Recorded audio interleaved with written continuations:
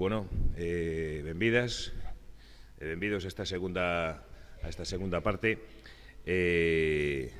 a que temos esta conferencia que vos vou presentar moi brevemente porque, como falábamos hai un momento con Mónica, pois necesita pouca presentación Mónica Baró nun ámbito como este no que xa é habitual, non? Mónica, que coñecemos de hai moito tempo e que é un referente xa desde o propio concepto do modelo de biblioteca escolar que manexamos. Sabedes, Mónica pertence ao ámbito da biblioteconomía, da documentación, o ámbito documental, e aporta esa mirada que xunto á mirada educativa vai conformando este modelo de biblioteca escolar, non? E algunhas das súas publicacións son ferramentas que nos teñen servido moitísimo, non? Para ir perfilando e mellorando moitos aspectos do traballo que facemos nos centros, non? Entón, digamos que podemos aforrar presentacións o uso de revisar o currículum de Mónica, a cantidad de publicacións e de estudos que ten feito sobre este ámbito, e simplemente comentar que a diferencia da conferencia que xa nos ofreceu onte, que algunhas persoas, ou mellor dos que estades aquí xa estivestes, non?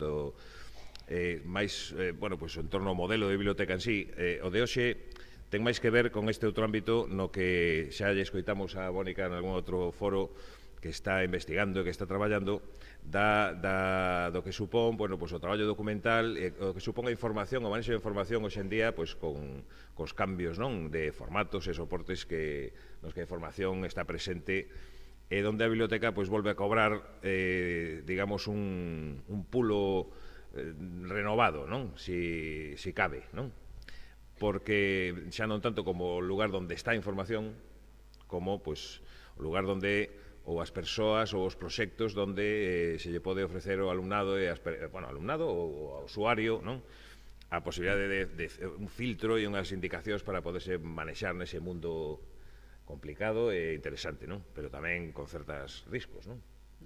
Entón, nada máis, Mónica, cando queiras, escoitámoste atentamente. Pues buenos días. Reitero mi agradecimiento a quienes han organizado estas jornadas por darme la oportunidad de estar aquí de nuevo. Pensar que podía hacer una cosa me gustó. Cuando me dijeron si podía hacer dos, ya no supe si preocuparme. Pero en cualquier caso, como me propusieron algo que hace mucho tiempo que estoy trabajando y que me queda muy cercano, pues no dudé nada en aceptar. Y estoy contenta porque además, venir aquí cada 2, 3 años pues me permite reencontrar gente con la que he trabajado muy a gusto y con la que he hecho muy buenas relaciones y espero poder continuar así durante mucho tiempo, mientras la salud lo permita. Vamos a hablar hoy de, como él ha dicho, ayer hicimos un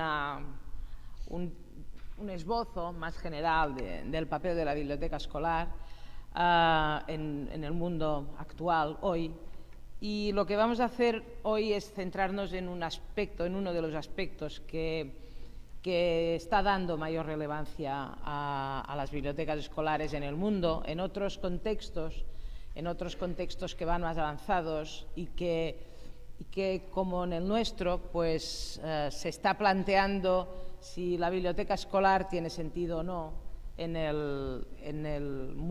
un mundo en el que la información está a manos de todos, está disponible a todas horas, está diseminada en todos los lugares y, por lo tanto, en un mundo que empieza a plantear la discusión sobre la necesidad de las bibliotecas. Ya no digo las escolares, estoy hablando de todas. Mantener bibliotecas es algo que a la sociedad le sale muy caro, y habría que ver, deberíamos ser capaces entre todos de demostrar que vale, que todavía podría salir de algo más caro a la sociedad, porque las bibliotecas escolares ahora mismo le están saliendo bastante baratas, pero que los resultados, los retornos que pueda haber son altísimos,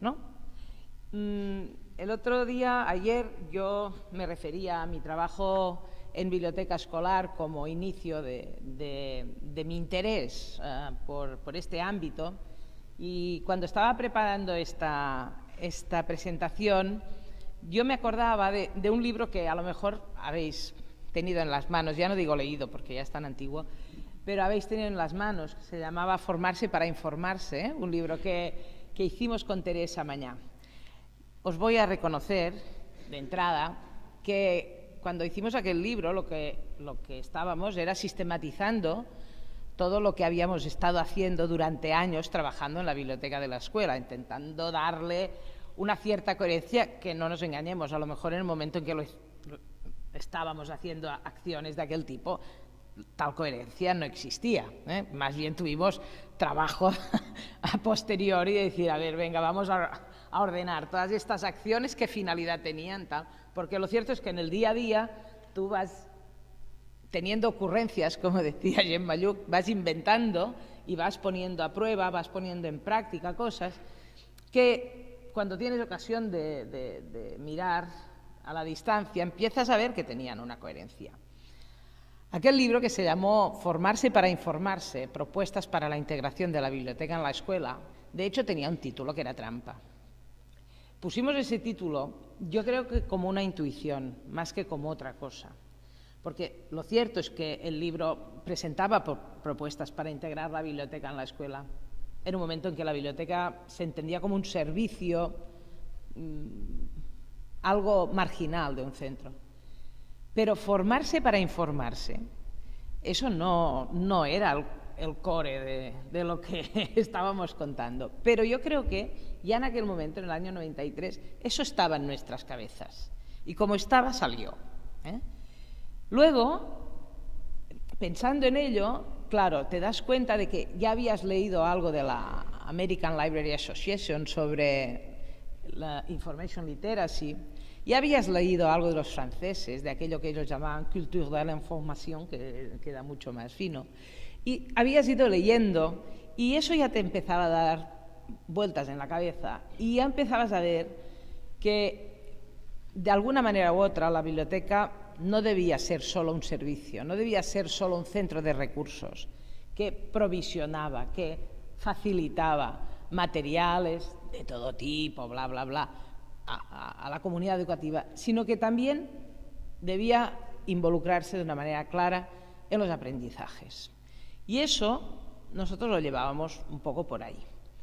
Y en aquel libro no se ve muy claro, hay un par de experiencias, pero un par solo. Pero ya luego, en los otros estudios que hicimos y en las otras prácticas que hicimos, ya fue algo que, y en los otros artículos, ya fue algo que fuimos desarrollando lentamente, con algunas propuestas incluso de programación. Cuando en esta época, en los años 90, nosotras mirábamos lo que se estaba haciendo en los Estados Unidos, pensar una cosa, en aquel momento, claro, no era fácil. Tenías que tener una buena biblioteca especializada al lado para saber lo que se estaba haciendo en los Estados Unidos. No ibas a la red a ver qué hacían en Wisconsin, ¿no? Tenías que tener, pues yo qué sé, los documentos emanados de la ALA, tenías que tener literatura gris, que se llamaba entonces, que te explicaba un poco cómo funcionaba el mundo fuera de tus fronteras, ¿no? Por lo tanto, gracias a una buena biblioteca, nosotras pudimos ver qué se estaba haciendo fuera. Y eso que se hacía fuera, de alguna manera, nos fue ayudando en la línea, y descubríamos que las bibliotecas escolares americanas o canadienses tenían algo que se llamaba programa. Y claro, averiguar qué era el programa de la biblioteca escolar, algo de lo que ellos hablaban con mucha fluidez y mucha facilidad, como si no hubiera otra cosa en un mundo, para nosotros que veníamos de otro modelo de biblioteca escolar, te llamaba la atención. Entonces ya metidos ahí fuimos tirando del hilo y fuimos viendo cómo realmente esas bibliotecas de los países anglosajones disponían realmente de un programa de formación. No hacían actividades de formación, tenían un programa, ¿no? Y al hilo fuimos pensando en que eso sería una buena oportunidad para nuestras bibliotecas escolares, ¿no? Y ahora voy a ver si... Vale. Con esas, cuando ya empezábamos nosotros a tener corpus sobre el tema, cuando otras personas, y estoy pensando en Pepe García o Gloria Durban, también estuvieron dándole vueltas a la idea y estuvieron planificando, creando, luego lo veremos, ¿no?, creando programas de bibliotecas escolares, cuando ya eso parecía que estaba ya cerrado, va y nos invade Internet y nos arrolla, vamos. Y entonces hay que volver a pararse y hay que volver a pensar, ¿no? Porque ya no habrá, a lo mejor, ya no será suficiente a lo mejor enseñar a utilizar la enciclopedia como fuente de información, o qué es un anuario, o qué es un directorio, o qué es una tipología informativa, sino que vamos a tener que entrar ahí y vamos a tener que enfrentarnos a esa fuente de información, a esa biblioteca inmensa que significa Internet. Y la pregunta que creo que deberíamos hacernos todos es si con lo que hacemos nosotros en la biblioteca estamos haciendo posible que nuestros alumnos puedan ser los ciudadanos de esa nueva sociedad, de esa sociedad en la que hay algo que se dedica a bombardear información de manera sistemática. Nosotros mismos estamos adquiriendo un rol de creadores de información, de creadores de contenidos, y contribuimos con ello a incrementar esa información disponible en la red. Desde la escuela estamos haciendo posible que cuando chicos y chicas salen de la escuela obligatoria, yo me quedaría ahí de momento, puedan ser ciudadanos con todo, digamos, con todos los atributos necesarios para la ciudadanía del siglo XXI. La escuela está incorporando, digamos, los conocimientos y las competencias que van a hacer posible eso. Esta sería ya la pregunta, ¿no? Una vez que ya tengo bastante claro que bibliotecas va a haber. En ese cuadro yo intento sistematizar un poco los cambios que ha habido en esos últimos tiempos. Fijaros que los he sistematizado en 3 ámbitos: en relación al acceso a los medios de información, etcétera, en relación a las prácticas culturales que tienen nuestros chicos y chicas y a las prácticas informativas. ¿Y por qué he hecho esto? Porque si cuando en el siglo XX, a finales del siglo XX, estábamos hablando de la necesidad de que la biblioteca o la escuela formaran el uso de la información a chicos y chicas, estábamos hablando de un tipo de información que en aquel momento era siempre impresa. Bueno, estaban los CDs, para despistar un poco, pero básicamente era una información impresa, era una información muy formalizada, porque era, digamos, tenía muchísimos siglos de tradición detrás. Ahora nos encontramos que el paradigma ha cambiado en más de un aspecto. Y el uso o el acceso a la información, las prácticas informativas son unas, pero están directamente relacionadas con sus nuevas prácticas culturales y con la facilidad de acceder a los medios. Todo eso está como interrelacionado y es muy difícil distinguir una cosa de otra. No vamos a pasar por cada una de ellas, pero hay aspectos que son muy, muy significativos, yo diría. La facilidad de acceso desde cualquier lugar.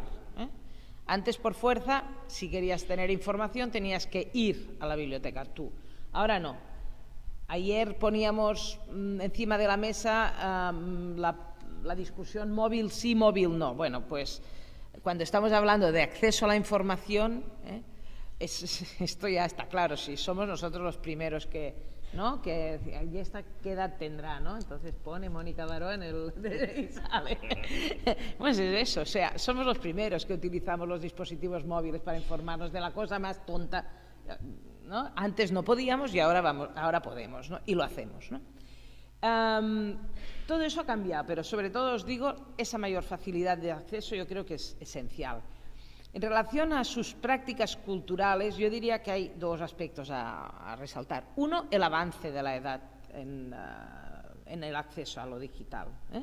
Los que estáis aquí habéis vivido esta transformación en el aula, mayoritariamente, ¿no? Y como lo podríamos. Antes, hace 10 años, pues un chaval de 15 años que no tuviera móvil, bueno, era rarito, pero alguno había. Ahora uno que de 15 años sin móvil, vamos, ese está claramente estigmatizado, ¿no? Porque ya estamos pues, a los 10, 11 años, ¿no? Y el móvil lo es todo ahora. Antes no, antes tenías móvil y servía para llamar, ahora no.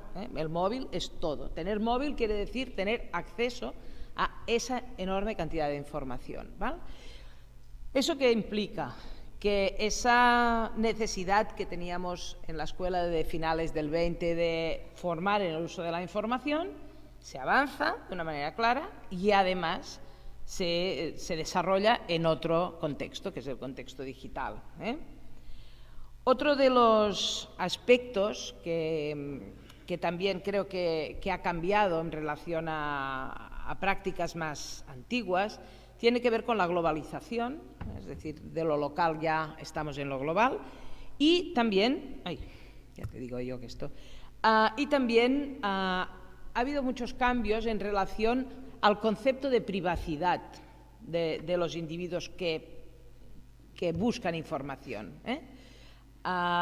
Durante el siglo XX, las bibliotecas debatían, las públicas, por ejemplo, en si podían hacer públicos los títulos de los libros que los lectores se llevaban en préstamo. Hay una película, Seven, ¿no? Me parece que es, en que la biblioteca a última hora pues cede y da a la policía los títulos de los libros llevados en préstamo del asesino, ¿no? Esta era la gran duda, pero ahora no. La privacidad es algo que la ley te reconoce hasta cierto punto en el papel, pero que en cambio en la red no existe. Pero no existe porque los propios usuarios no la ejercen, y entonces aquí tenemos otro cambio mental importante. En relación a las prácticas informativas, bueno, algo que ya hemos comentado, esa idea de permanentemente conectados, permanentemente accesibles, permanentemente buscando respuestas inmediatas en fuentes ilimitadas. Claro, si tú tenías la biblioteca de la escuela, según qué fuente ya, como ya no la comprabas, pues ya no era accesible, pero ahora no, eso está accesible todo. Y una tendencia, yo diría que una tendencia en relación a las prácticas informativas a autoempoderarse, es decir, a considerar que como mi práctica informativa en Internet es más frecuente, más intensa que la de los adultos, yo estoy mejor preparado que ellos. Esa un poco sería la idea. Ay, no voy bien, Bueno, ¿y si lo hago por aquí? Miremos mejor. Aquí tenemos algunas estadísticas que nos sitúan. Fijaros, son estadísticas que nos hablan del acceso a Internet. Estamos ya en la edad de 10 años.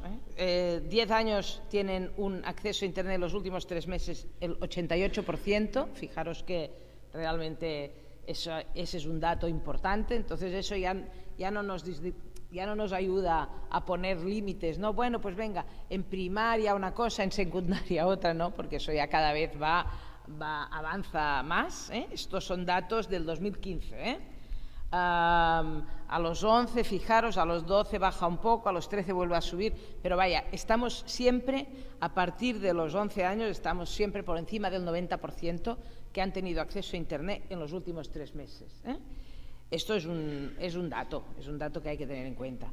Lugares desde donde acceden a Internet, de la misma fuente del 2015, fijaros que aparecen aquí el total de los chicos y chicas que utilizan Internet, desde su vivienda el 92, desde la vivienda de familiares y amigos, o sea, donde llego, me conecto y sigo, el 38, desde el centro de estudios del 70, el primer lugar de conexión a Internet ya no es la escuela, evidentemente, son los hogares, desde centros públicos como podrían ser las bibliotecas públicas, etcétera, 21%, los cibercafés ya han desaparecido cuando en en momentos anteriores estaban en mejor lugar. Pero fijaros, otro dato importante, niños que disponen de teléfono móvil con acceso a Internet en relación al total de niños. Si vemos, aquí tenemos 1.800.000 en relación a 2.500.000. Es decir, que un porcentaje elevadísimo de nuestros chicos tiene esa posibilidad y sabemos que la utiliza. Tenemos aquí, por ejemplo, un estudio hecho en distintos países europeos sobre qué hacen chicos y chicas cuando se conectan a Internet. Los países son Bélgica, Dinamarca, Italia, Irlanda, Portugal, Rumanía y el Reino Unido. No está España, pero bueno, hay lugares que podemos considerar similares. Italia no, porque en Italia creo que nacen ya con el teléfono móvil, ya se lo regalan el día que nacen. Pero en cualquier caso, para que veamos también los cambios entre el 2010 y 2014. Fijaros que, por ejemplo, ha crecido mucho el subir fotos, vídeos o música a la red y compartir. Eso ha subido notablemente. Bajarse música o películas, eso también ha subido notablemente. Utilizar Internet para los deberes escolares ha subido, pero a lo mejor no en la misma proporción. Mirar vídeos ha subido muchísimo también. O, por ejemplo, visitar perfiles en las redes. Bueno, vemos lo que ha subido y otras cosas que a lo mejor nos parecían que podían tener pues más, que eran más normales hace unos años, pues se han mantenido o no han crecido tanto, como por ejemplo formar parte de chats y cosas de ese tipo. Fijaros que la mayoría de estos usos son usos que poco tienen que ver con la práctica docente, son usos más bien de ocio y que son usos que en muchos casos están rayando la legalidad, ¿no? Porque cuando se bajan vídeos o música de la red, tenemos, yo diría que sería casualidad que los niños tuvieran un comportamiento distinto de los adultos españoles que bajan películas y música en la red pirata en el 90% de los casos, ¿no? O sea que hay que pensar que los niños hacen lo que ven hacer en casa. Y por lo tanto, esas serían algunas de las prácticas que vamos a tener que tener en cuenta a la hora de pensar cómo vamos a formar en el uso de la información, que es de lo que vamos a hablar ahora, ¿no? ¿Cómo ven ellos Internet? Internet es, por supuesto, una red de comunicación, es una red de acceso al conocimiento, pero también una red de acceso a la información entendida como información periodística. Para estar informado en la actualidad, se les hacía una pregunta en el año 12, ¿cuál es la fuente fundamental por grupos de edades? Y fijaros que la fuente fundamental para los jóvenes es Internet, claramente. Otros opinan que es secundaria pero importante, pero tienen muy claro que la información, para estar informado de los temas de actualidad, de los temas periodísticos, la preferencia es Internet. Eso sube en la edad superior, pero es muy notable que entre 15 y 19 años consideren que Internet es su fuente de información principal. Y esa diapositiva ya salió ayer, pero es que me tiene preocupada. ¿Y cómo lo hacen? ¿Lo hacen bien, eso de buscar información en Internet, informarse en Internet? ¿Eso cómo lo llevan? Ya dijimos ayer que PISA había hecho, a partir de las pruebas del 2012, había entresacado información referida a lo que ellos llaman lectura digital. En ese caso se refieren más que nada a la capacidad de localizar, analizar y evaluar críticamente la información en un contexto desconocido y a pesar de la ambigüedad. Es decir, enfrentarte con una investigación en la red, ¿vale?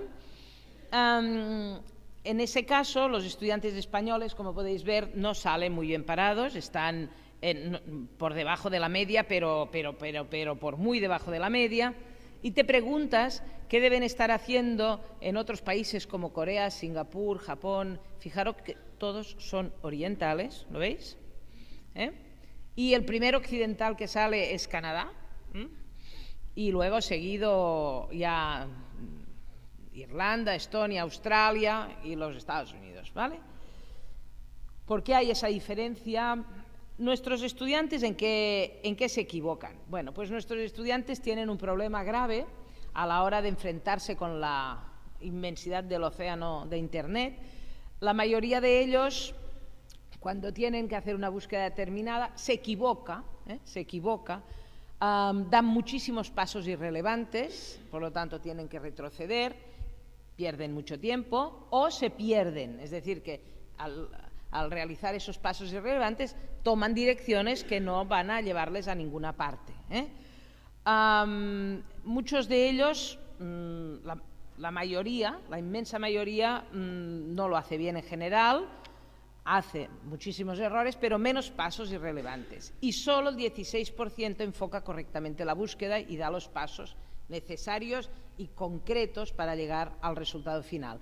Si consideramos otros países occidentales como Australia y Canadá, que son más próximos, en esos casos los estudiantes que trabajan bien están en el 33% y en nuestro caso en el 16%. Pues venga, vamos a ver eso, cómo nos afecta y qué podemos hacer para mejorar.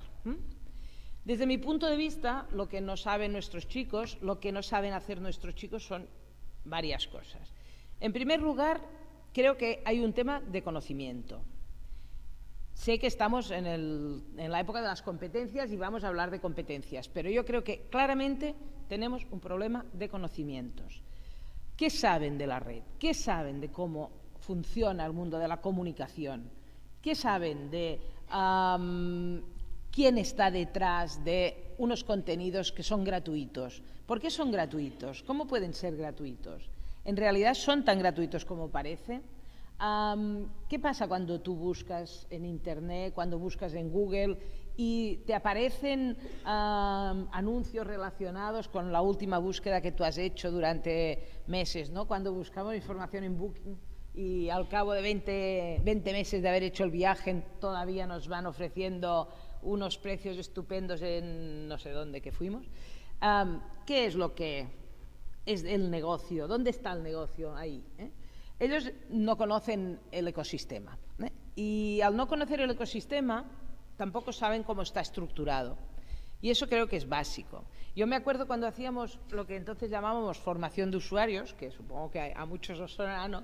Y decíamos, a ver, antes de empezar a buscar en un libro, vamos a mirar, sumario, ¿dónde está el sumario? Delante, eso que te dice, lo que hay, y cómo está organizado, y en qué páginas lo vas a encontrar. Bueno, eso, que era una manera de estructurar el conocimiento y estructurar tu cerebro en relación a eso y determinar si ese libro te iba a ser útil o no, porque te daba los contenidos organizados siempre y cuando fueran explícitos, porque había sumarios poéticos que no servían para nada, pero bueno, eso era una práctica que ayudaba a buscar y seleccionar la información ya casi a la vez, ¿no?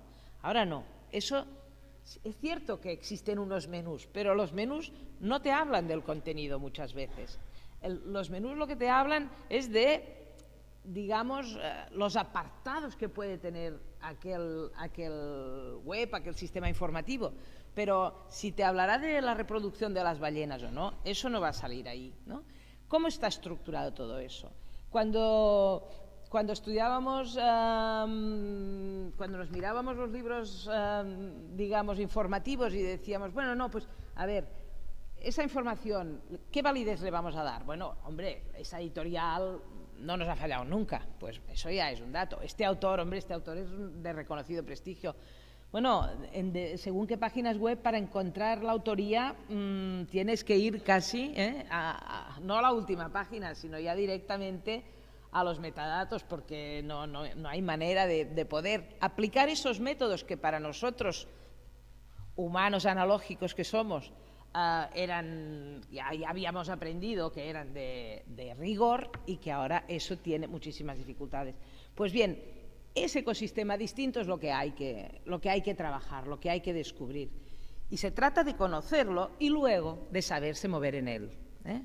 Yo cuando veía los estudios estos de PISA pensaba, claro, si tú conoces el ecosistema, sabes moverte. Si tú no conoces cómo está organizado todo esto, tú vas prueba, error. Ahora voy por aquí, ahora voy por allá. Y eso un poco es lo que me temo, que es lo que está detrás de esos resultados de los que hablábamos antes. De hecho, la legislación aborda ese tema, ¿no? Desde hace ya unos años, al menos desde el 2006, 10 años ya, son muchos, la legislación pensó que eso era algo que cabía trabajar. Y en la LOE aparece como una de las competencias básicas el tratamiento de la información y la competencia digital. Por lo tanto, cuando nosotros en el centro pensemos que debemos abordar esos aspectos, tranquilos, estamos absolutamente cubiertos, o menos. Se definía muy bien y además siempre hay gente que se queja y piensa que podría haberse definido mucho mejor, pero la definición de la competencia del tratamiento de la información y la competencia digital estaba, desde mi punto de vista, bien planteada. Primero, porque el tratamiento de la información se colocaba antes que la competencia digital. ¿Por qué? Se trataba de saber utilizar la información en cualquier contexto, impreso, porque no nos engañemos, todavía hay libros, y digital. Y además porque el tratamiento de la información requiere unas habilidades mentales complejas y estaba bien empezar por ahí, y luego se aplicaba en cualquiera de los medios. Estamos hablando de habilidades para buscar, obtener, procesar y comunicar información y para transformarla en conocimiento. Desde este punto de vista yo creo que nadie puede decir nada sobre ese redactado. Y luego pues iba desgranando y definiendo todavía más a qué nos estábamos refiriendo. La búsqueda, selección, registro y tratamiento, análisis, técnicas y estrategias para acceder a la información según la fuente. Bueno, es un poco antiguo, pero fijaros que va introduciendo algunos aspectos como impreso, audiovisual, digital o multimedia, todo tipo de soporte. Ya estamos pensando en la posibilidad de que realmente Internet va a ser la fuente. Y luego especificaba que nuevas fuentes de información e innovaciones tecnológicas a medida que van apareciendo, es decir, no nos vamos a cerrar ahí, todo lo que nos venga. ¿Para ser qué? Pues una persona autónoma, eficaz, lo que decíamos antes, un ciudadano responsable al finalizar la ESO. Esto sería lo que de alguna manera establecía la LOE. La LOMCE vino a modificar algo el tema, claro, es bastante reciente, pero tampoco sabemos lo que durará, pero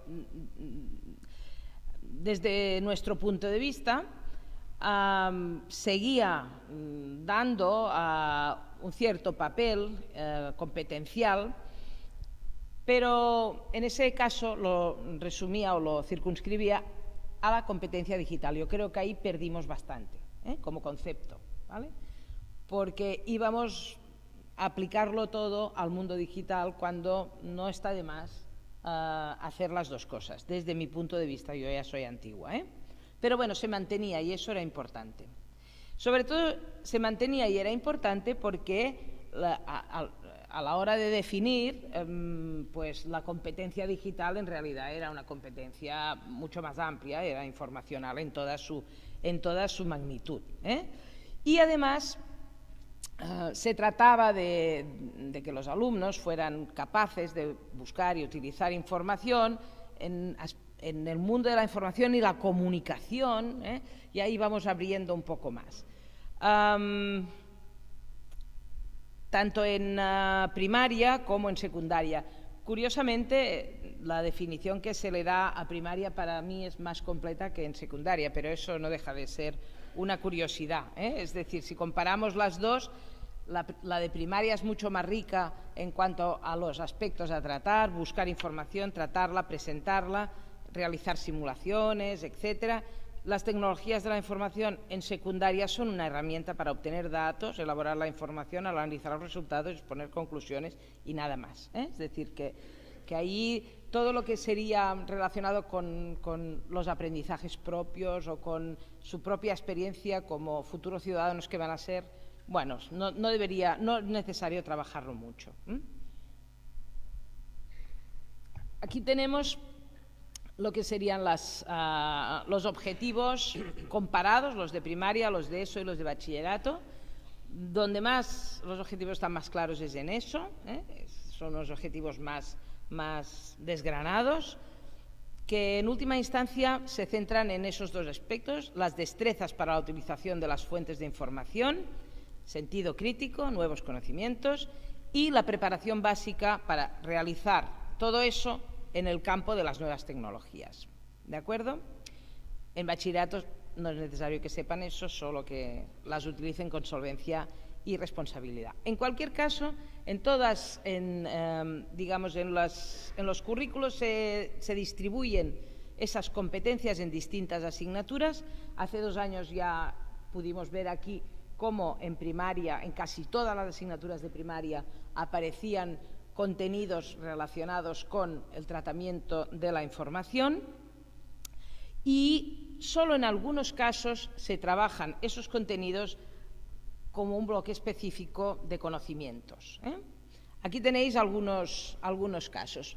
Pasa a menudo que las competencias en información se relacionan con la realización de proyectos de investigación, ¿eh? En los currículos.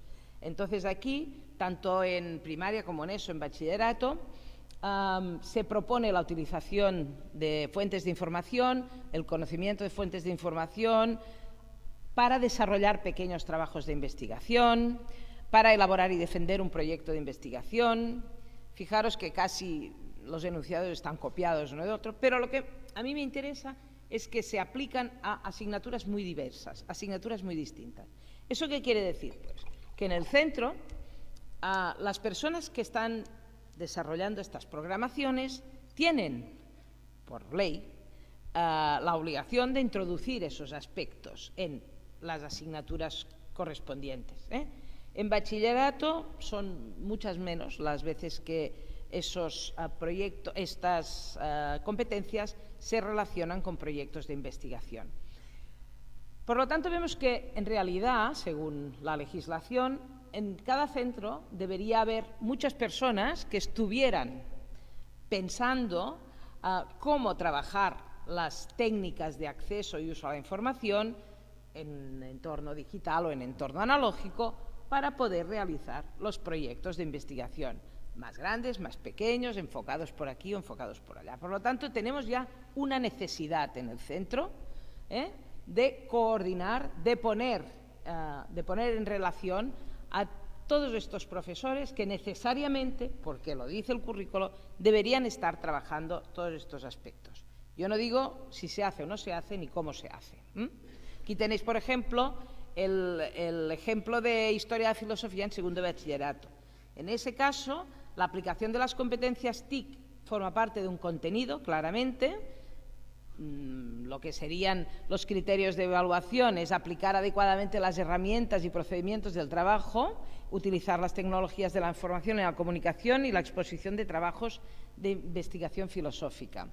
Y luego, ¿cuáles son los estándares evaluables? Pues seleccionar información, redactar redacciones, utilizar las herramientas informáticas, la web 2.0, los wikis, los blogs, las redes sociales. Claro, yo me pregunto, ¿en qué momento aquí hay alguien de filosofía, de segundo de bachillerato? ¿Sí? ¿Qué? ¿Cómo lo llevamos esto? Sí. ¿En qué momento vamos a asegurarnos de que saben hacer todo eso y pueden hacerlo y lo aplican a un trabajo de investigación de filosofía? Vale, pues ya está, Eso lo dice la ley, pero la práctica no da para eso, Todo eso no da tiempo. No, sí, estoy a favor tuyo, claramente. Eso está ahí porque tiene que estar, porque es una competencia y entonces la competencia se distribuye, pim pam, una cosita aquí, una cosita allá y luego vamos a ver quién se come el marrón. Eso no se ve nada, pero simplemente es para que os hagáis idea de qué variedad de asignaturas, sobre todo eso ya es ESO y bachillerato, ESO y bachillerato, ahí las tenéis. ¿Qué variedad de asignaturas tienen, digamos, atribuidos competencias relativas con el uso de la información y el uso de la información digital o estándares? Porque hay algunos casos curiosos, por ejemplo, en primera lengua extranjera tú puedes evaluar una competencia que no está como criterio, O sea que algunas cositas raras pasan, pero para que veáis hasta qué punto esto está distribuido en un centro. Si un centro quiere plantearse trabajar con la información de una manera homogénea, coordinada, lógica, organizada, así no va a ser, eso está claro. Ya de entrada los de filosofía se han retirado, y seguramente los de Historia de España, que tienen que localizar fuentes primarias, históricas y secundarias en bibliotecas, internet, etcétera, para extraer información relevante a lo tratado, valorando críticamente su fiabilidad, pues el profesor opina que lo mejor es que les traiga 4 articulillos y vamos a trabajar la fiabilidad a partir de los artículos que yo os he buscado, porque si os mando a buscar me vais a traer unas cosas tan horribles que vamos a estar media hora discutiendo si vale o no vale como fuente, ¿no? Eso es así. Entonces, ¿sí o no? ¿Me equivoco? No, no me equivoco. Eso es lo que nos pasa. La ley lo tiene claro, la concreción lo explicita claramente y nosotros vamos haciendo lo que vamos pudiendo. Hay una asignatura pobre, lengua castellana y literatura, que además sale en cada charlita, ¿no?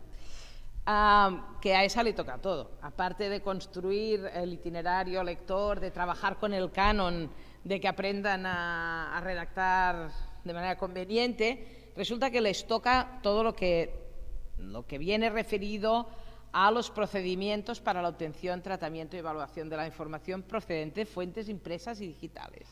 Y entonces eso sí tienen ahí, como podéis ver, todo el trabajo. Si los de filosofía, que lo tienen así como de refilón, no lo pueden tratar, los de lengua castellana y literatura, ¿hay alguien? ¿Sí? ¿Qué tal lo llevamos esto? Vale, también bien, ¿verdad? Vale. Yo simplemente lo que he hecho es, que no es poco, como veis, es buscar a quién le tocaría hacer las cosas y preguntar si las podéis hacer. Si las podéis hacer, porque eso es así.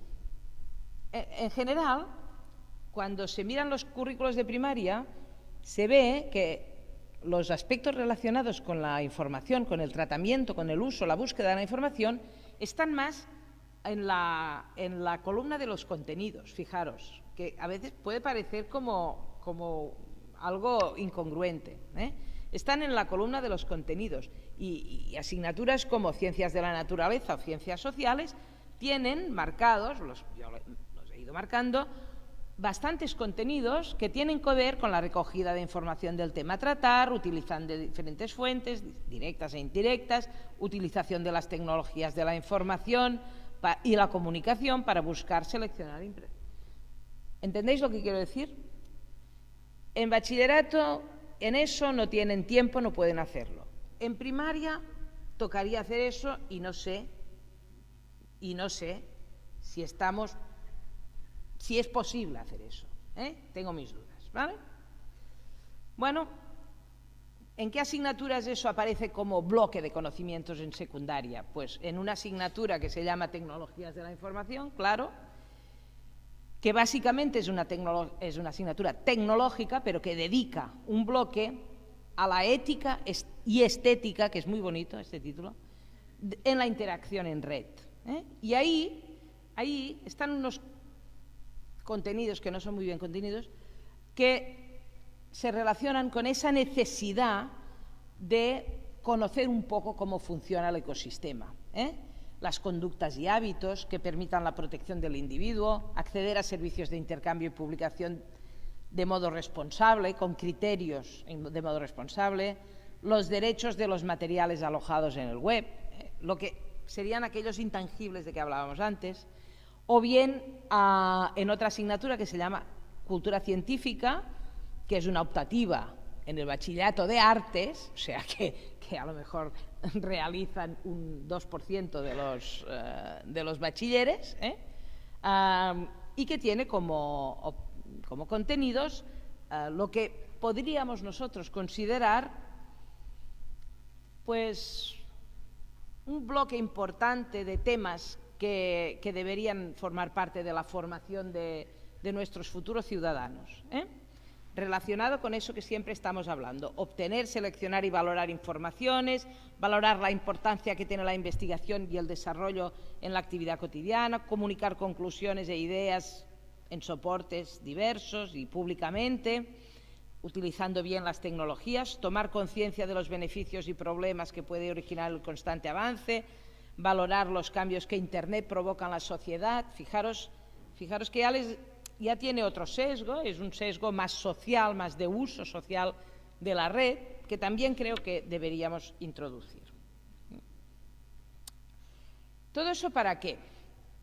Bueno, aquí os he hecho un poco un resumen, que es lo que tratan más en primaria, más en secundaria y en bachillerato.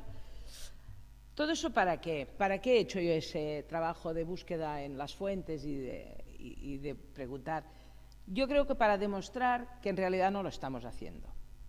En realidad no lo estamos haciendo. Es decir, podemos estar realizando acciones concretas, esporádicas. Hoy vamos a saber cómo buscamos en Google, y eso es una acción que queda totalmente deslavazada de otra acción que han pasado mañana en otro grupo, en otra clase, que también tiene que ver con eso, pero que a lo mejor no están buscando en Google, sino en otro buscador, o a lo mejor estamos utilizando tal plataforma para hacer eso, o vamos a ver cómo realizamos un trabajo y luego cómo subimos nuestras fotos a Instagram.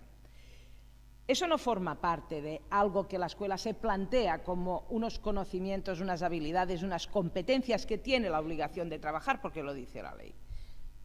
Ya la misma ley y sobre todo los desarrollos de la ley, los currículos ya se han encargado de que eso esté absolutamente disperso. Yo lo que propongo sería, vamos a reunir todo eso, vamos a ver todo lo que deberíamos hacer en filosofía, en artes, en no sé dónde, en ciencias sociales, en ciencias naturales, en primaria o en la ESO. Vayamos a reunir todo eso, démosle una coherencia y organicémoslo. Y dejemos que sea la biblioteca, en última instancia, quien realice ese trabajo de búsqueda, de organización, y quien haga una propuesta para que de alguna manera aseguremos que en nuestros centros aquella competencia que aparece como competencia básica en la ley se trabaja. Desde mi punto de vista, si no existe una programación, el programa que las bibliotecas escolares americanas tenían ya en los años 80 y que a mí se me hacía difícil entender qué era, si no tenemos realmente una programación sistematizada, clara, donde se puede decir claramente, pues mira, de la búsqueda de información para realizar un trabajo filosófico se va a encargar aquel señor de allá, que es el de filosofía, y va a dedicar una clase que la va a hacer tal día, y le vamos a dejar todo preparado para que pueda bajar con los alumnos a la biblioteca y pueda realizar esa clase, y va a trabajar con eso y va a realizar ese producto, porque de ese modo van a ver los alumnos que... O sea, vamos a reorganizar y vamos a distribuir, porque es cierto que si no tenemos una persona en la biblioteca que esté a jornada completa, eso no puede recaer sobre la persona que está en la biblioteca de ninguna manera. Pero de alguna manera la biblioteca, retomando la posibilidad de programar, aunque luego no ejecute al 100% lo que programa, se está integrando claramente en los aprendizajes. Primero porque tiene la perspectiva de cómo los aspectos relacionados con la alfabetización informacional, como le queráis llamar, se van trufando todos los aprendizajes. Pero hay que asegurar que eso sea así de algún modo. Y si el profesor de filosofía me dice, mira, no me cabe de ninguna manera eso, entonces poder decir, bueno, pues venga, se lo proponemos al de ciencias sociales, que a lo mejor puede hacer un poco más de lo que está haciendo y ya asegura esa competencia que ha quedado un poco perdida. ¿Me explico? ¿Sí? Vale. Esa es la idea. Porque ahora mismo, ¿qué estamos haciendo? Bueno, pues estamos haciendo lo que hemos visto aquí con lo tal, me voy a saltar esta diapositiva, como quien dice, ¿no? Porque en realidad estamos haciendo lo que podemos. En el estudio del 2011, que es el último que tenemos, sobre cómo los profesores, bueno, sobre las dinámicas de nuestras bibliotecas escolares a nivel de España, les preguntábamos a los profesores cómo trabajaban el uso de la información en el aula. Y fijaros cómo, en realidad, estrategias para buscar información en buscadores, en bases de datos, en diccionarios, no llegaban a la mitad. Los que proponían, los que trabajaban estrategias, los que trabajaban fuentes no llegaban, bueno, llegaban a la mitad, pero justito, justito. O sea que, en realidad, eso no se hace en las aulas. Eso en las aulas no se hace. Hay mucha gente que dice que como eso está en el currículum, eso toca al aula. Pero si no se hace, digamos, no sirve de nada. No estamos, el centro no está cumpliendo con lo que... ¿La realidad cuál era? La realidad es que chicos y chicas pensaban que ellos mismos se habían formado en el uso de la información. Eran ellos los que se habían formado. Fijaros que entre el 2005 y el 2011 hay un ligero avance en la percepción de los alumnos en relación a qué papel han tenido los padres o los profesores. Hay más alumnos que piensan que los padres y las madres les han ayudado a saber utilizar la información y más alumnos que piensan que los profesores les han ayudado. Unos poquitos más también piensan que el bibliotecario de su colegio. Eso nos puso muy contentos, pero estamos en los datos muy, muy bajos, muy bajos. La mayoría siguen pensando que ellos son sus mejores formadores, y el porcentaje de amigos que ayudan no está mal también. Aquí eso eran alumnos de eso eran alumnos de bachillerato. Los de bachillerato todavía van más sobrados. Es verdad que los de bachillerato en el año 11 eran personas, digamos, que tenían una percepción de uso muy elevado en relación a sus familiares, sobre todo, porque realmente en las casas no había tablets, los padres utilizaban internet pues para jugar básicamente y poca cosa más. Eso es verdad que ha ido cambiando. Pero a mí lo que me preocupaba de ese estudio es que los profesores tenían realmente un papel muy, muy limitado.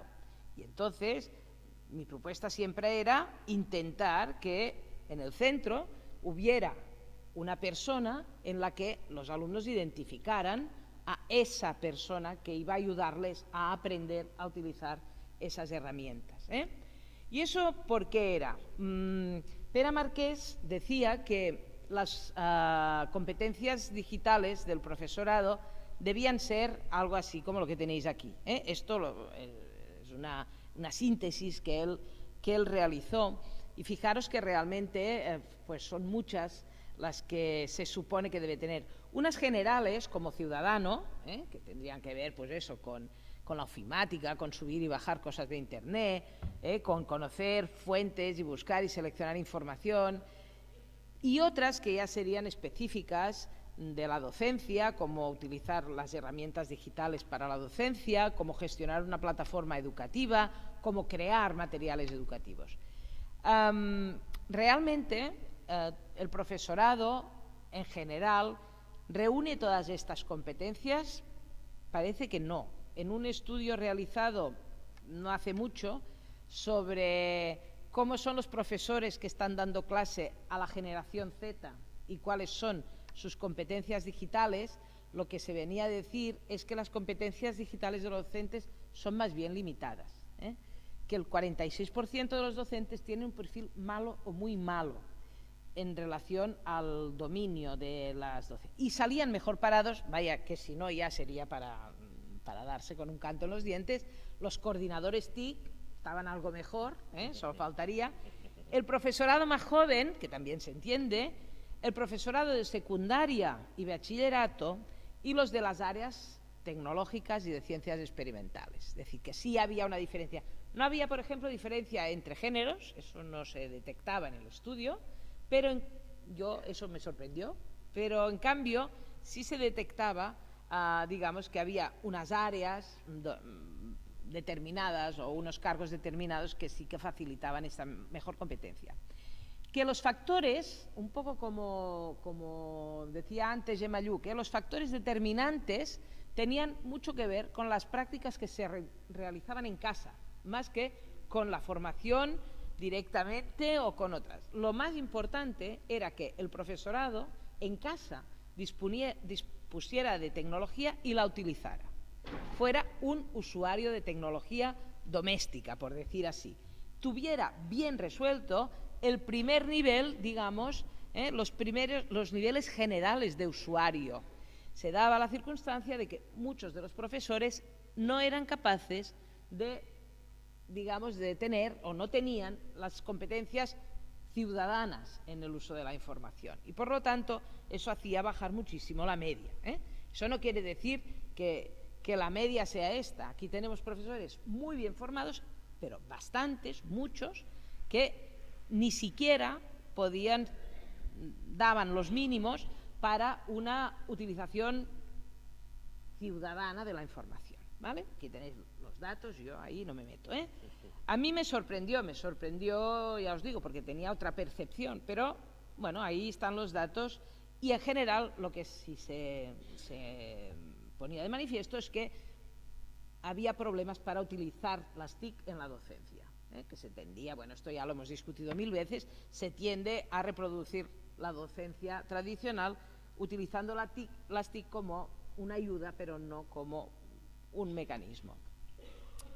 ¿Qué hace la biblioteca de la escuela? Bueno, la biblioteca de la escuela tampoco hacía muchas cosas. Fijaros cómo la biblioteca de la escuela mayoritariamente no estaba llevando a cabo acciones para facilitar los aprendizajes en información, en el uso de la información, en el ecosistema de la información.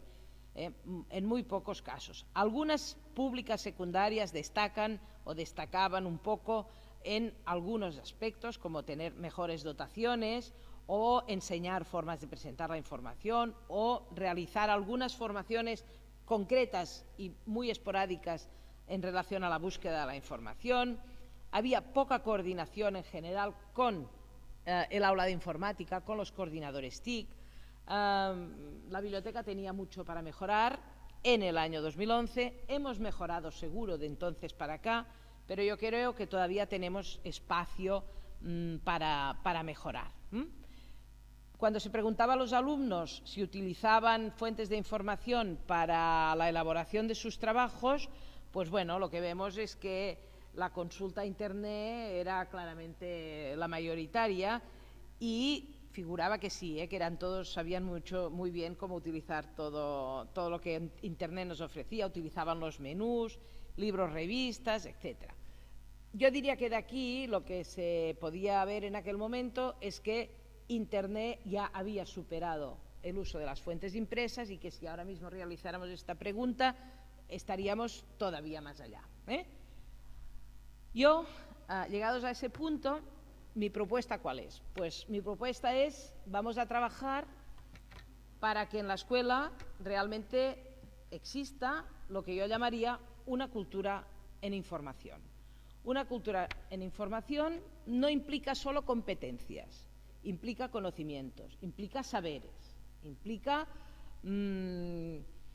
actitudes también, implica un poco todo. Y por lo tanto, creo que ahí sí que deberíamos trabajar conjuntamente con las distintas áreas, con los distintos profesores, para que eso fuera contenido en alguna área que no fuera necesariamente lengua y literatura, diría yo.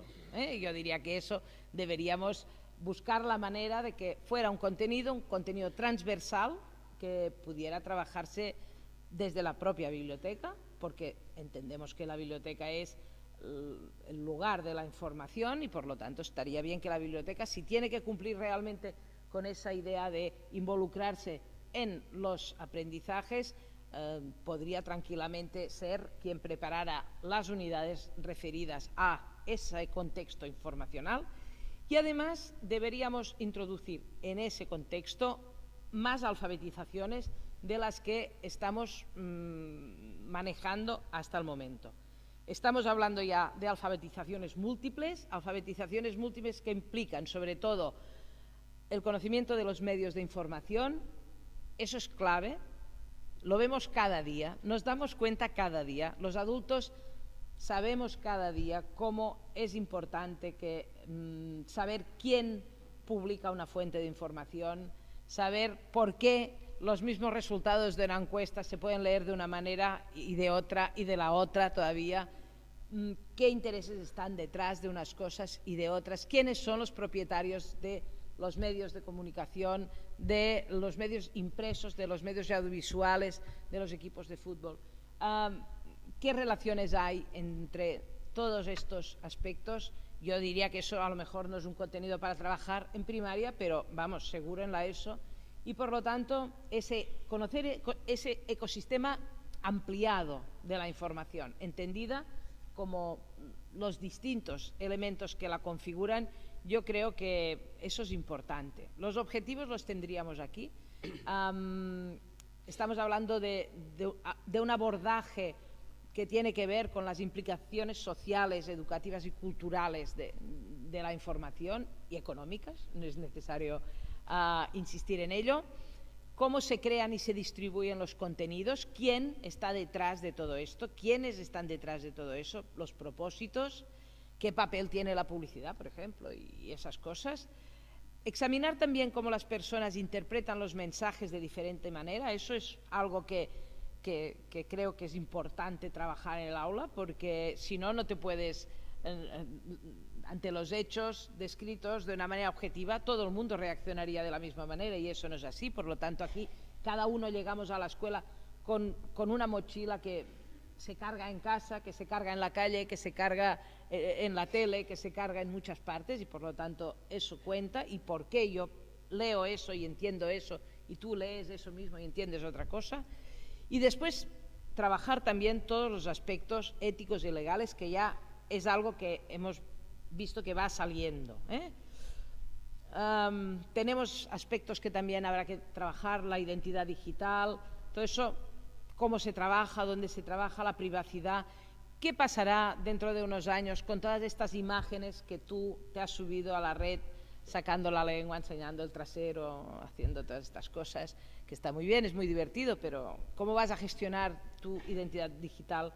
¿Podrás o no retirar estas imágenes cuando quieras? ¿Quién tiene la propiedad de estas imágenes? Esas cosas que tienen a ver con el futuro. No, somos nuevos en ese ecosistema, pero creo que deberíamos reflexionar sobre eso. En cualquier caso, se trata de que ellos se conviertan en usuarios y creadores, porque en el momento que suben una imagen están siendo creadores conscientes de lo que están haciendo, y por eso creo que es importante trabajar esos aspectos. ¿Y por qué desde la biblioteca? ¿No? ¿Por qué reivindico que sea la biblioteca la que realmente realice ese trabajo de transversalidad? Pues primero porque le toca, porque lo dice la IFLA, porque lo dice todo el mundo, porque forma parte del core de la biblioteca escolar, involucrarse en el trabajo con la información y en la formación en el uso de la información.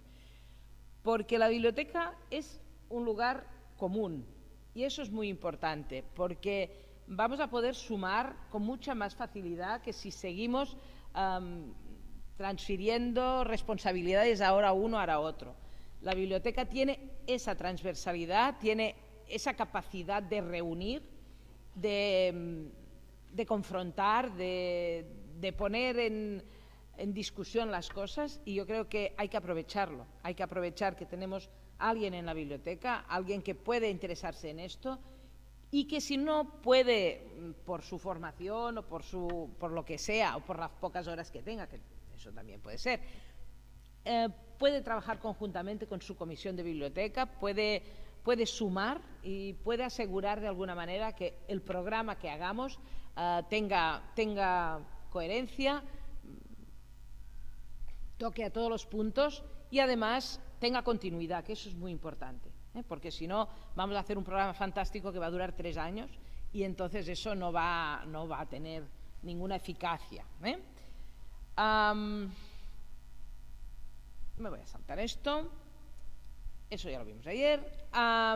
Decíamos que en los resultados, en los estudios internacionales, estaba claro que cuando una biblioteca realizaba esta función, los estudiantes tenían mejores resultados desde el punto de vista académico, tenían mejores resultados en los aprendizajes, pero no en las notas, sino en aspectos colaterales, en aspectos, digamos, a lo mejor menos reconocibles, pero igualmente importantes, mayor calidad de sus trabajos, mejor uso de la información,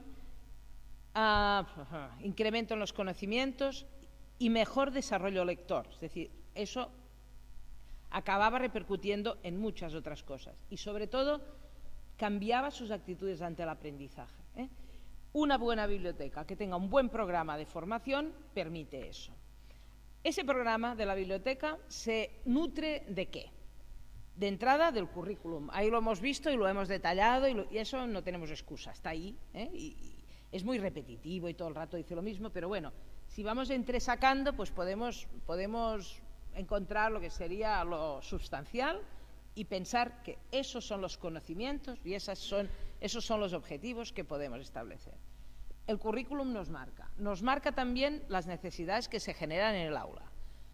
Es evidente, porque si vamos a hacer un proyecto de algún tipo de cosa para tal tiempo, a lo mejor tendremos que movilizar antes esas competencias que teníamos pensadas para más adelante, o tendremos que introducir nuevas competencias porque ese profesor ha decidido hacerlo de otro modo y habrá que facilitar que eso sea posible, ¿no? Por lo tanto, las necesidades del aula. Las necesidades de la comunidad educativa. A ver, nosotros cuando formamos en el uso de la información tendemos a pensar en el currículum y en las necesidades del aula, pero podemos encontrarnos grupos de alumnos que necesiten formarse en algún aspecto concreto, sobre todo si estamos pensando en tecnologías, porque vayan a hacer, yo qué sé, quieran grabar un disco o quieran hacer otra cosa, fuera incluso del contexto educativo, y van a necesitar esa formación. Entonces hay que buscar, no es necesario que sea la biblioteca o el bibliotecario o la bibliotecaria la que le enseñe a hacer mezclas, pero hay que buscar cómo realizar eso.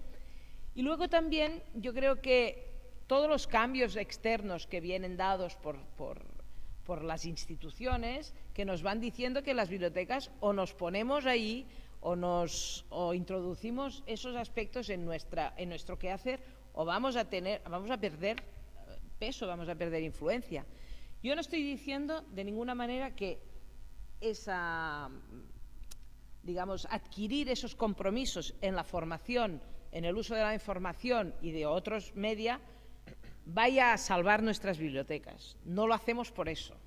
Yo creo que lo hacemos para que los alumnos puedan ser responsables, ciudadanos, en democracia, capaces de tomar sus decisiones, nos gusten o no, pero críticamente. Pero lo cierto es que las bibliotecas están amenazadas siempre y, por lo tanto, tenemos que demostrar a la sociedad de que somos proactivas y no solo nos adaptamos al cambio, sino que a veces nos avanzamos a los cambios y estamos siempre preparados para estos cambios. Esos aspectos son los que nos van a determinar esa programación. Esa programación que tiene un objetivo, yo diría único, que es ese que he dicho antes, asegurar que al final de la etapa, yo diría obligatoria, porque no tiene por qué uno seguir estudiando, el alumnado ha adquirido esa competencia en el tratamiento de la información. Y ahí, pues bueno, podemos hacerlo de muchas maneras.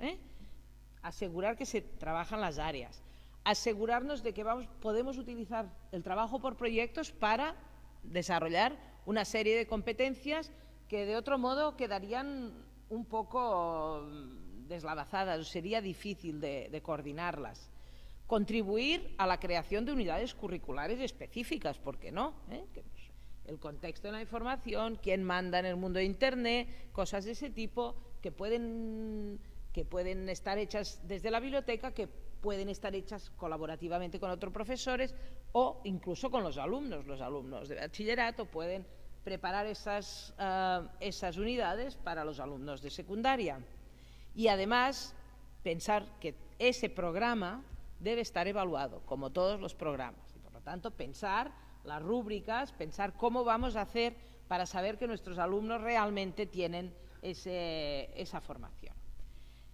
Hay distintos modelos de programas. Yo os apunto dos y ya luego discutís si queréis.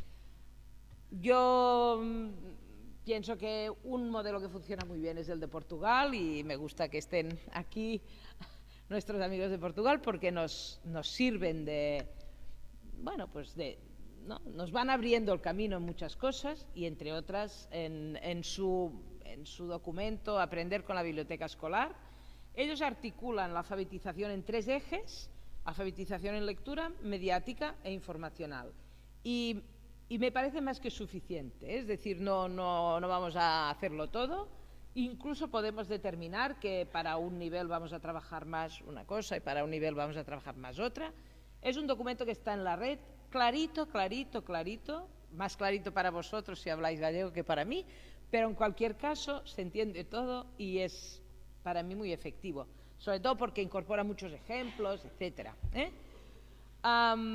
Siempre se plantea de modo transversal, afecta a todas las áreas, y eso es lo importante, es lo que decíamos antes. Ya no vamos a pensar que a lo mejor en filosofía, como lo tienen en su currículo, lo están haciendo, vamos a asegurar que sí, que se hace. Ponen mucho énfasis en los valores y las actitudes, esto también me parece importante, no solo en lo que serían las competencias propiamente, sino los valores y las actitudes, me parece muy bien, y para cada uno de los apartados destaca el papel que tiene la biblioteca en ese contexto concreto, y eso es lo que desde mi punto de vista le da mucho valor. Para cada nivel establece los conocimientos y las capacidades relativo a cada una de las áreas, lectura, medios e información. Y aquí tenéis, por ejemplo, qué es lo que debe saber hacer el alumno de primer ciclo. En este caso es para alfabetización informacional, de segundo ciclo y de tercer ciclo. Y si vais viendo en tercer ciclo, que ya sería, pues bueno, tercer ciclo es similar a nuestra ESO, 16 años, ¿no? 16 años sería nuestra ESO. Pues bueno, nos ponemos aquí y miramos si nuestros alumnos son capaces de hacer eso. Y ver si podemos adaptar de algún modo ese... A mí siempre me gusta que al final de todo siempre aparece la biblioteca. El alumno usa autónomamente la biblioteca y otras bibliotecas físicas o digitales para trabajar con la información. Bueno, pues ahí estamos también nosotros. Y todo lo demás es algo que la biblioteca coordina, la biblioteca hace posible. Aquí tenéis estrategias. Allí teníais los contenidos, aquí tenéis las estrategias, distintas estrategias. En relación a la alfabetización lectora, por ejemplo, pues tenéis aquí lo que proporciona la biblioteca, las actitudes y los valores que hay que hacer avanzar. Para la alfabetización de lectura, estrategias, aquí las tenéis, más o menos traducidas. Alfabetización mediática, conocer los medios, sus características y funciones, algo que de algún modo ya hemos ido explicando, pero que aquí está todo muy sistematizado, muy clarito, y donde, por ejemplo, se trabaja a lo mejor más aquí el aspecto de tener un comportamiento ético y responsable en el uso de los media, analizarlos de manera crítica, utilizar, ser riguroso a la hora de difundir las ideas o lo que salga en los media. Y aquí tenéis más lo relacionado con la alfabetización informacional. Fijaros que no se trata de descubrir, digamos, las Américas, se trata de trabajar los pasos que ya conocemos, que los hemos visto definidos de una manera o de otra, pero de una manera, yo diría, organizada y organizada consensuadamente. Creo que ahí todo el mundo debe poder decir lo suyo. Las actitudes y valores, la evaluación de lo realizado, fijaros, y la biblioteca escolar siempre como el último punto que viene a reforzar todo este trabajo. Otros modelos, yo muestro los que hay y cada uno puede decantarse por uno o por otro. La propuesta de Andalucía. Andalucía propone un modelo más cerrado, que yo diría que a veces es un poco demasiado rígido para mi gusto, porque yo soy un poco más anárquica, ¿no? Y además porque cada centro tiene sus ritmos, sus necesidades, y ese es un poco, para mí, excesivamente dirigista, pero es muy completo. Por lo tanto, también nos puede servir para tener una lista de lo que en principio se debería hacer y priorizar, y decidir, bueno, esto no, esto sí, esto lo dejamos para cuando se vayan a bachillerato y esto lo trabajamos en primaria y ya está. Se centra más en la competencia informacional, así como el modelo portugués introduce la lectura y los media, que a mí me parece más global, en ese momento creo que más interesante desde ese punto de vista. Ese se centra más en la competencia informacional y se articula en dos bloques, primer programa formativo y segundo. El primero hace más referencia a conocer la biblioteca, sus servicios y aprender a utilizarla, y el segundo más énfasis en la utilización de la información. ¿De acuerdo? El programa formativo 1 pues tiene como ejes familiarizarse con la biblioteca del centro, conocer sus recursos, localizar y seleccionar recursos físicos y digitales. Ese sería un programa que yo creo que podría implementarse perfectísimamente en primaria, en los cursos, no sé, tercero o cuarto de primaria.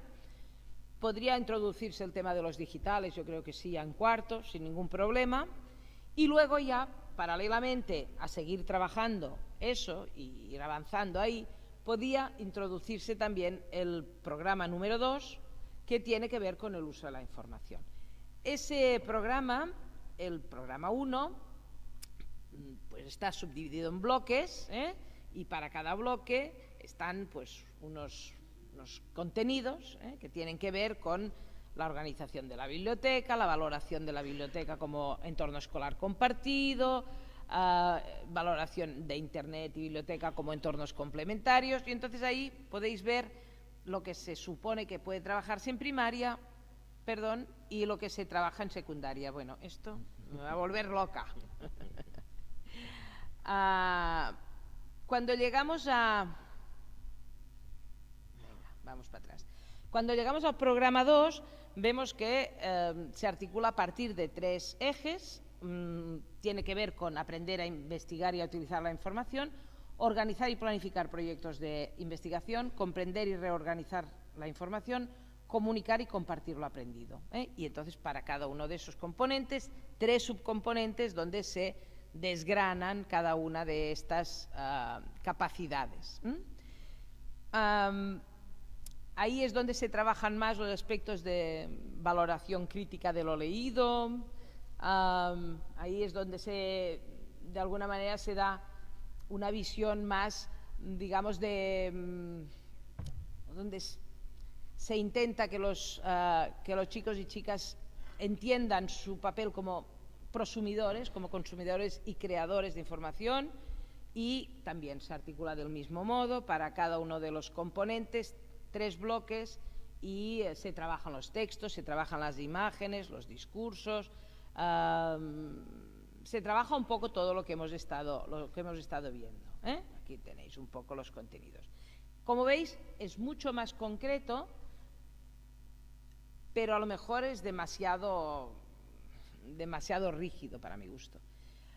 Yo lo que he visto es que por aquí ya tenéis bastantes proyectos en marcha que de alguna manera son el resultado de trabajar esas cosas, y como comentaba el otro día a Cristina, yo veo que sí veo unos cambios grandes en los productos que generáis en los centros, y veo que los productos son cada vez más bonitos, más interesantes, más modernos y más atractivos, yo diría, para quienes los tienen que utilizar, que son en última instancia los chicos y las chicas. Pero también, digamos, para vender mejor la biblioteca en el contexto, ¿no? Es decir, bueno, ¿qué estamos haciendo nosotros? Bueno, pues estamos trabajando esto, ¿no? Estamos trabajando los pasos que hay que seguir para la investigación. Y fijaros qué cosa tan bonita y qué bien clarito que está. O sea, estamos mejorando mucho, ¿eh? Estamos mejorando mucho. Ahora lo que sería necesario es ampliar. Yo diría que esa formación, esa posibilidad de la biblioteca de crear un programa para que chicos y chicas adquieran esas competencias en el uso de la información, en el conocimiento de la información y su ecosistema, no debe circunscribirse solo al alumnado. Ahí tenemos profesorado, tenemos familias también, ¿por qué no? Yo aquí solo he puesto al profesorado, pero en cualquier caso, la biblioteca debería ser aquel espacio que está siempre alerta a lo que está saliendo, ¿eh? Yo digo que los bibliotecarios escolares deberían poder dedicar alguna de las horas que tienen de biblioteca a navegar por la red, a descubrir lo que se está haciendo, por supuesto a conectarse con el web de la asesoría para ver lo que están haciendo otros, pero también para salir fuera. Esa ventana hay que aprovecharla y no tener la percepción de que durante aquella hora deberías estar haciendo otra cosa. Yo creo que eso es formación, mirar qué hacen otros es formación, y poder descubrir nuevas cosas y ofrecerlas a la comunidad siempre es algo que la biblioteca debería hacer y puede hacer. Muchas veces pasa que no existe el tiempo necesario, muchas veces pasa que el bibliotecario mismo no tiene la formación tecnológica que le permita saber si eso que he encontrado va a ser de utilidad o no. Bueno, en el centro sí hay gente que tiene formaciones muy distintas y que puede hacerlo. Cuanto más trabajemos en común, cuando mayor sea, digamos, la variedad de personas y de formaciones de las personas que integran una comisión de biblioteca, mejor resultados vamos a dar. Uno solo no puede hacerlo todo, pero si en la comisión de biblioteca está el coordinador TIC, está el responsable de tal área que sé que siempre está muy al tanto de todo lo que aparece, entre todos sí lo podemos hacer. Y si tenemos ese tiempo para rebuscar en los blogs y en los webs de las asesorías, primero la nuestra y luego las demás, ¿no?, para ver qué se está cociendo ahí, yo creo que eso es importante, ¿eh? En cualquier caso, ese documento del que hablábamos ayer, de la Prospectiva 2020, que yo no me canso de difundir por esos mundos, porque creo que es una visión muy lúcida de lo que nos espera, de por dónde va a transitar, por qué cambios va a haber y por dónde vamos a tener que abordarlos. Que además es un documento muy interesante, los que no estuvierais ayer, porque pone a trabajar conjuntamente bibliotecas públicas, bibliotecas universitarias, bibliotecas escolares, y el documento pone de manifiesto que hay retos que son para todos igual y que cada uno debe responderlos de la manera que puede, y que a lo mejor las bibliotecas escolares, a lo mejor no, seguro, no son las que están más bien preparadas para responder a esos retos, porque no tienen profesionales formados al nivel que sería deseable, no tienen horario suficiente para trabajar, no tienen recursos suficientes ni espacios suficientes. Es decir, que nosotros realmente somos en los sistemas quienes estamos peor posicionados. En cambio, muchas veces sí tenemos una cosa clave, que es la imaginación, que estamos tan acostumbrados a utilizarlo para el día a día, que eso nos sitúa en muchos casos en mejor posición que otros, más acostumbrados a dinámicas más concretas, más rígidas, y nosotros somos más libres en ese sentido, más rápidos, ¿eh? En cualquier caso, ese documento el que va diciendo es que ya estamos ahí, en el mundo electrónico. será la biblioteca la que tenga que tomar la iniciativa en relación a la relación entre la cultura impresa y la cultura digital, y fijaros que el documento habla de cultura y yo estoy muy de acuerdo con esa idea. No son solo competencias, no son solo habilidades, no son solo actitudes, hay algo que lo engloba todo, hay unos conocimientos también, eso es la cultura en información, eso es la cultura digital, eso es la cultura impresa, eso es la cultura en relación a lo que tenemos entre manos nosotros. Habrá que cambiar, habrá que adaptar nuestras colecciones, nuestros servicios, pero sobre todo habrá que tener conciencia de que vamos a tener que entrar ya en la formación, vamos a tener que ser ya un agente formativo. No somos un centro de recursos, no lo somos ya, solo, porque muchos de nuestros recursos están en todas partes, por lo tanto no somos el centro de recursos, vamos a ser algo más, vamos a ser un centro de recursos que selecciona estos recursos y que forma en el uso de estos recursos. Por lo tanto, a mí me gusta hablar de la biblioteca como un entorno de formación, un entorno de aprendizaje, un entorno que facilitará muchísimo los cambios que la escuela va a tener que adoptar dentro de muy poco tiempo. Yo creo que si la biblioteca realmente entiende que tiene ese papel proactivo, que no se limita a recopilar para difundir, sino que realmente se involucra en los aprendizajes, es, desde mi punto de vista, dentro de un centro, uno de los entornos más potentes y mejor situados para el cambio. No para sufrir el cambio, sino para impulsar el cambio, que creo que es muy distinto. Y aquí yo termino y dejo que habléis vosotros.